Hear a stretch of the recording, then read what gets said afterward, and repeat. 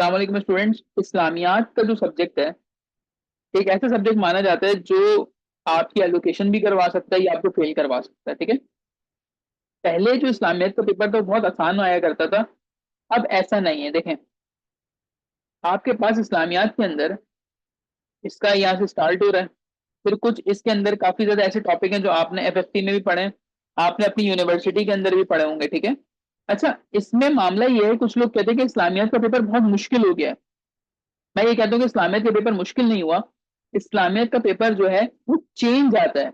जो आप सोचते थे कि नमाज रोजा जक़ात हज कर लें तो एक सवाल निकल गया, इसी तरीके से विमेन राइट्स कर लिए तो दूसरा सवाल निकल जाएगा, टेररिज्म कर लें तो 3 सवाल हो जाते हैं, और सीर ऑफ प्रॉफिट कर लें तो 4 सवाल हो गए और हमने स्कोर कर लिया। इन्होंने इस ट्रेंड को बदल दिया।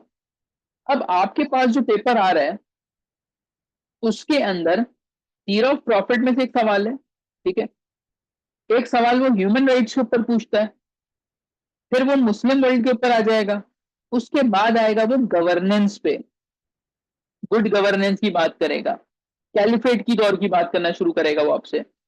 उसके बाद वो आ जाएगा जी इस्लाम में जुडिशियल सिस्टम कैसा होना चाहिए, पब्लिक एडमिनिस्ट्रेशन एक सिविल सर्वेंट को इस्लाम के लिहाज से कैसे होना चाहिए। तो कहने का मकसद ये है कि अब आप इसके अंदर कुछ भी छोड़ेंगे नहीं, सारी चीजें आपने करनी है। बात समझ में आती है?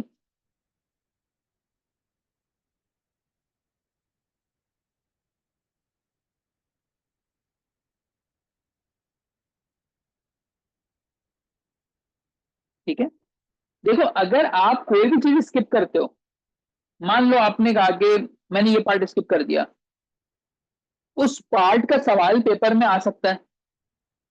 दूसरा ये कि आप सीएसएस में जो भी चीज पढ़ते हो वो रायगा नहीं जाती, वो आपको किसी ना किसी पेपर में कहीं ना कहीं आपको लाजमी लाजमी काम आती है। तो कभी भी इस चीज को मत सोचना। ठीक है, अच्छा जनाब, पहले इसकी हम बात कर लेते हैं रिसोर्सेज क्या होंगी और कौन कौन से लोग क्या क्या इसके बारे में बातें करते हैं, इसको जरा देख लेते हैं।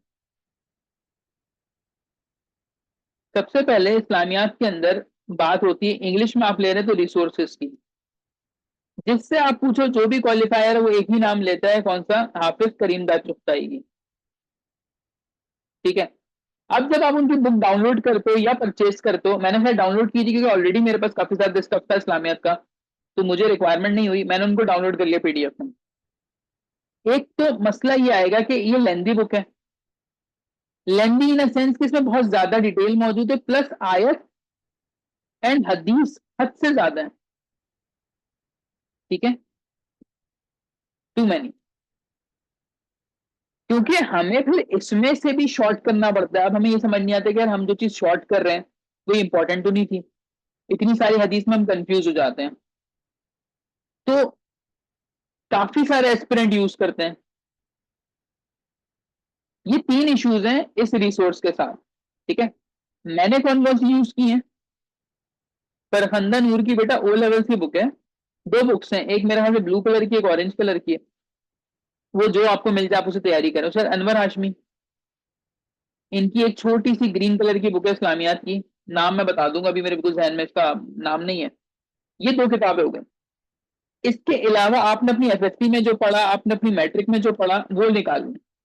ठीक है, और इसके बाद आपके पास सीएसपी के नोट्स अवेलेबल हैं, उससे कर लें, बस ये काफी है, मोर देन इनफ है। ठीक है, ये बात समझ में आ गई रिसोर्सेज की?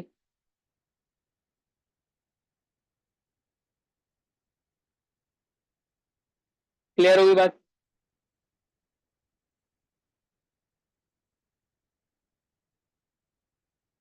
नहीं, उर्दू में तो आप लोगों ने पढ़ी है, लेकिन उसको जब निकालोगे तो उसमें भी यही होता है ना, सीरत मोहम्मदी सल्लल्लाहु अलैहि वसल्लम की जामियात, इस्लाम का माशरती निज़ाम, इस्लाम में हुकूक औरतों के कैसे रहना चाहिए, वगैरह वगैरह चीजें हैं।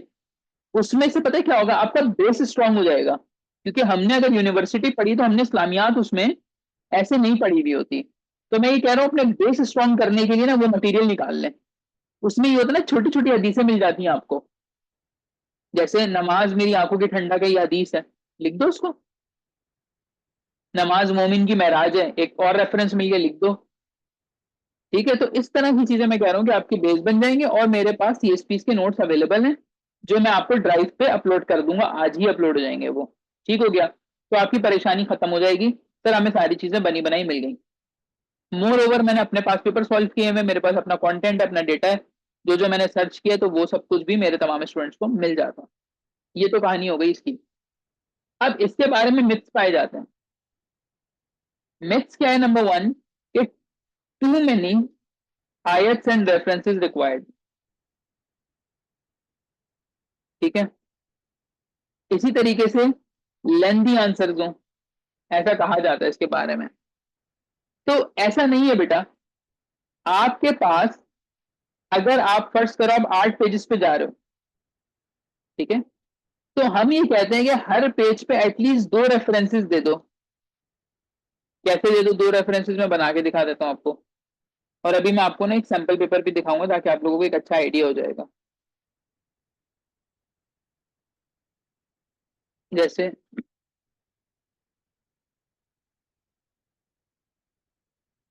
मैंने बताया ना आपको कि इसमें 2021 में सबसे ज्यादा फेल हुए। ये इस वजह से फेल हुआ था क्योंकि पहले पेपर नॉर्मल आता था। 2020 तक का पेपर देखें, इट वाज टू इजी। नमाज, ज़कात, रोजा, हज में से एक सवाल आता था। हमें पता था कि एक सवाल पीस बी अपॉन हिम उनकी सीरत पे आते, 2 सवाल हो गए। तीसरा हम टेररिज्म निपटा लेते थे। चौथा हम कोई ऊपर नीचे सवाल करके निकाल लेते थे पेपर। तो it was a very packed paper, मतलब बहुत आसान पेपर होता था। 2021 में इन्होंने चीजें चेंज कर दी। Economic system of Islam, accountability, Hazrat Ali का पूछ लिया पेपर में, फिर सिविलाइजेशन पूछ लिया। तो इस तरह से इन्होंने किया कि पेपर को चेंज कर दिया। फिर 2022, 23 स्पेशल, उसके बाद 24 आप देख लें, तो पेपर में अब वो चीज आ रही है जो सिलेबस में नीचे लिखी हुई होती थी। जैसे मैंने अभी 23 स्पेशल दिया, तो उसमें आया हुआ आपका कि सिविल सर्वेंट को कैसा होना चाहिए, इकोनॉमिक सिस्टम ऑफ इस्लाम है। इसी तरीके से उसके अंदर prophet peace be upon him as a teacher, मतलब टीचर तो है ही नहीं, एज अ टीचर पूछ लिया उन्होंने। तो थोड़ा सा उन्होंने पेपर को ट्विस्ट किया है। बात समझ में आती है? It's not tough. ये जो हमारी एक तरीका था ना कि बस ये 4 टॉपिक कर लेंगे सर, ये हो जाएगा, तो वो चीज नहीं है इसमें अब। और ये चीज आपको शुरू से पता चल गई है। देखो अब आप आंसर लिख रहे हो ना, ये आपका पहला पेज है, ये पूरा पेज, फिर दूसरा, तीसरा, चौथा, इस तरीके से 5-6 पेजेस तक जाया करो, ये एवरेज लेंथ है। 8 तो फिर बहुत लेंदी हो जाएगा। ठीक है, अगर मैं बात करता हूँ स्टूडेंट 6 पेज लिख रहा है, हर पेज में 2 रेफरेंस डाल दो। कितने हो गए? 12। अब ये 12 के 12 आपके पास कुछ भी हो सकता है। ये 12 में से 4 आयात हो सकती हैं, ठीक है, 4 आपके पास हदीस हो सकती हैं, 2 आपके पास बुक रेफरेंसेस हो सकते हैं, एक कोटेशन हो सकती है, और एक कोई स्टोरी हो सकती है, एग्जाम्पल। अगर आपका पेपर इस तरीके से चल रहा होगा कि उसमें उसे सारी चीजें मिल रही हैं, तो ऑब्वियसली वो आपको ज्यादा नंबर देगा। लेकिन यहाँ पे बहुत ज्यादा लोग कहते हैं कि जी सिर्फ आयत लिखो, सिर्फ हदीस लिखो, ऐसा नहीं है। आपको इसमें नॉन मुस्लिम्स को भी कोट करना होता है। जैसे मुझे याद है कि मैंने सिविल सर्वेंट वाले सवाल में या इकोनॉमिक सिस्टम ऑफ इस्लाम में, उसके अंदर मैंने क्या चीज कॉपी की थी मैंने, उसमें रशियन जो और अफगानिस्तान की जो वॉर है ना, उससे एक सबक निकाल के मैंने पेपर के अंदर लिखा था। रिसर्च आर्टिकल्स की रिक्वायरमेंट नहीं है। ये कि आप अपने लिए मुश्किल कर रहे हो चीजें, कि ऑलरेडी आपने फरखंदा नूर पढ़ना है, आपने अनवर हाशमी पढ़ना है, आपने सीएसपी के नोट्स करने हैं, फिर रिसर्च आर्टिकल सर्च करोगे तो आप सिर्फ इस्लामियात की तैयारी करते रहोगे फिर।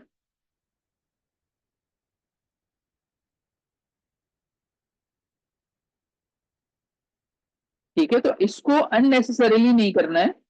आपको बताया जाएगा कहाँ पे रिसर्च आर्टिकल कौन से करने हैं, वो मैं बताऊंगा। देखो रिसर्च आर्टिकल लोग क्यों बोलते हैं, अपडेटेड डेटा होता है उसके अंदर। रिसर्च आर्टिकल के अंदर आपके पास अच्छी इंग्लिश लिखी हुई होती है, और वो टू द पॉइंट होता है। यही सारी चीज आपको मैगजीन्स में भी मिल रही है। तो आपको किसी का रिसर्च आर्टिकल उठा के बड़ा लेंदी लेंदी 12-12 पेजेस पढ़ने की जरूरत नहीं है। आपने बेसिक्स अपने यहाँ से बनाने, जो चीजें आपको बेसिक बताई गई हैं, यहाँ CSP के नोट्स और ये वो, यहाँ से आपने बेसिक बना लिया, और उसके बाद आपने एक आधा, मैं आपको आर्टिकल बता दूंगा जहांगीर वर्ल्ड टाइम में या अखबार में कहीं पे आया, पिक्चर भेज दूंगा, आपने वो पढ़ लेना है, बन गया नोट्स। अब आप ये वाले जो काम करोगे ना कि रिसर्च आर्टिकल कर लें, ये कर लें, वो कर लें, आप अपने लिए एक्सेसिव बर्डन बढ़ाओगे। ठीक है। एक इसकी इजी सी क्या कह सकते हैं कि आप एक मामला अपना बना लो कि first I have to cover my syllabus, बस। आप सिलेबस के पीछे भागो। ठीक है। आपको मैं तरीका बताऊं कैसे। आपने इकोनॉमिक सिस्टम ऑफ इस्लाम देखा, ठीक है, इकोनॉमिक सिस्टम ऑफ इस्लाम। अब आपने ये कहाँ से पढ़ा, पहले आपने पढ़ा किसी CSP के नोट से, थोड़ा बहुत आपको समझ में आ गया। अनवर हाशमी की बुक खोली, उसमें से थोड़ा ऐड कर लिया। सरखंदा नूर खोल लिया, समझ में आ गया, और आपने कहा कि यार चलो टाइम है, एक यूट्यूब पे किसी का लेक्चर देख लेती हूँ, तो मुझे ये चीज समझ में आ गई, बन गए आपके नोट्स। अब आपका ये पार्ट कंप्लीट हो गया, अब आप बाकी चीजों के ऊपर जाओ। ठीक है। अब आपने क्या किया, इसी पैटर्न को फॉलो करते हुए पूरी इस्लामियत आपकी हो गई है। ठीक है। And you are somewhere in December, आपकी पूरी इस्लामियत हो गई है, आप सारी चीजें कंप्लीट कर चुके हो, ग्रिप भी अच्छी है। अब आप जाओ रिसर्च आर्टिकल के ऊपर। ठीक है। अब आप बोल सकते हो कि अब मैं जो है वो रिसर्च आर्टिकल इसलिए पढ़ रही हूँ। अब आपका क्या सवाल है।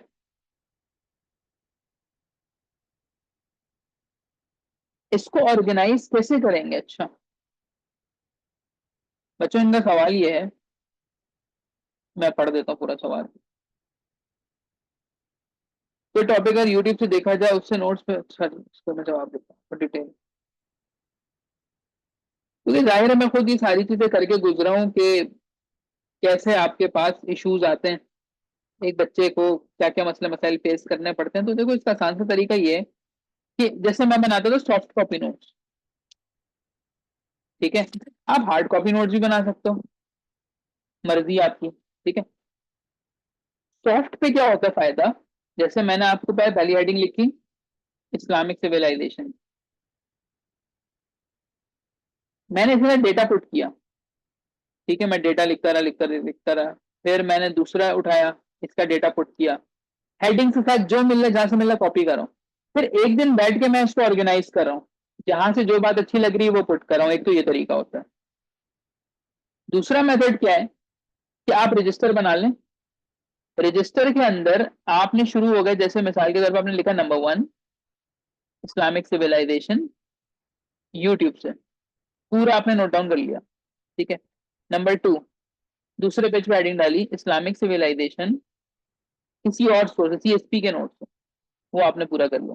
अब आपने फाइनल टच में क्या करना है, इनको मर्ज करना है। बात समझ में आ रही है, क्योंकि आप रजिस्टर पे काम कर रहे हो तो आपकी 3 दफा मेहनत लग रही है, लेकिन अगर आप लैपटॉप या फोन में कर रहे हो, फोन में भी व्हाट्सएप पे कर सकते हो। ठीक है। डेटा कॉपी कॉपी करते रहो, एक दिन बैठो, सबको आप यूटिलाइज कर लो, तो आराम से आपका ऑर्गेनाइज हो जाएगा। क्योंकि मैं ये सारी चीजें कर चुका हूँ बेटा, मुझे इसका आइडिया है कि इतना टाइम नहीं लगेगा आपको। ठीक है। तो मैं आपको एक पेपर दिखा देता हूँ इस्लामियत का, और उसके बाद फिर आप लोगों को मैं होमवर्क बता देता हूँ कि आप लोगों ने करना क्या होगा, किन किन चीजों को फोकस करना है आपने। ठीक है।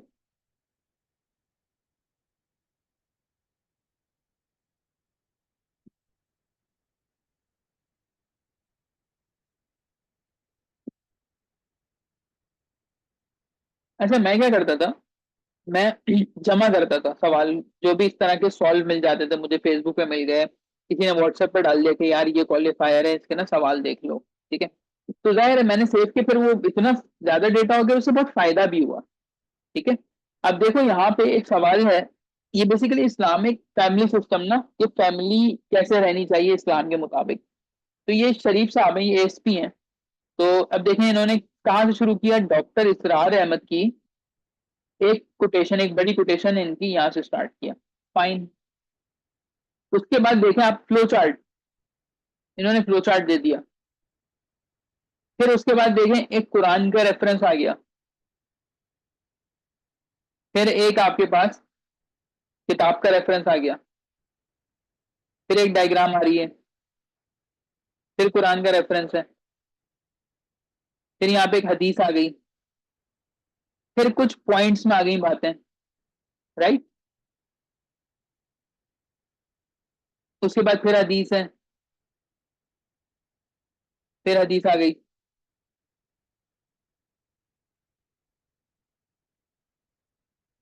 फिर जस्टिस के ऊपर बात आ रही है।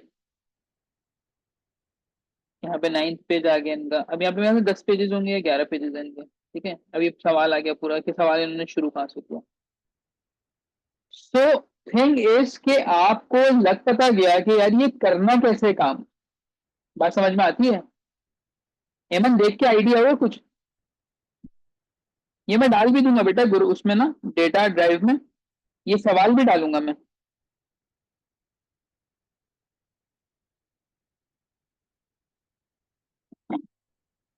सही है, ये मैं ड्राइव पे डालूंगा ताकि हमारे स्टूडेंट्स को पता चले कि यार हदीस भी देनी है, फ्लो चार्ट भी बनाने, ओवरलैपिंग डायग्राम भी बनानी है, अगर उर्दू में है तो शेर व शायरी भी करनी है इस पेपर के अंदर, ठीक है। तो एक तो ये सिलसिला हो गया कि इस पेपर को ऐसे अटेम्प्ट करना है, उस पैथेटिक पुराने वे में अटेम्प्ट नहीं करना कि जो सब बोलते हैं लिखो लिखो लिखो, ऐसा नहीं है भाई इसके साथ। अच्छा जी, और मैं आपके साथ क्या शेयर करूंगा इसमें। जाहिर है मेरा अपना डेटा है, अपना कंटेंट है इसके अंदर। ये मेरा इस्लामियत का पूरा फोल्डर है जो आज अपलोड हो जाएगा। तो बस इसमें देख लो कि क्या क्या चीज़ें मौजूद हैं। ये एक सवाल था पब्लिक एडमिनिस्ट्रेशन का, ये पिक्चर्स में सॉल्व है मेरे पास, ये डाल दूंगा, ठीक है। के अलावा इस्लामियात के दो तीन चार जगहों के मेरे पास नोट्स हैं, इस्लामियात के एमसीक्यूज पढ़े हुए हैं, अमानुल्लाह गुंदल के नोट्स हैं, और रीड राइट के नोट्स हैं मेरे पास, ठीक है, क्योंकि मैंने पढ़ा था वहां से तो मुझे है पॉलिटिकल कैसे सिस्टम है पाकिस्तान का। तो अगर मैं आपको ये पूरा ड्राइव दे दूंगा तो उसके बाद आपको किसी चीज की रिक्वायरमेंट नहीं पड़ेगी, ठीक है। अच्छा एमन बताओ कि इससे रिलेटेड कोई सवाल है आपका तो पूछो फिर।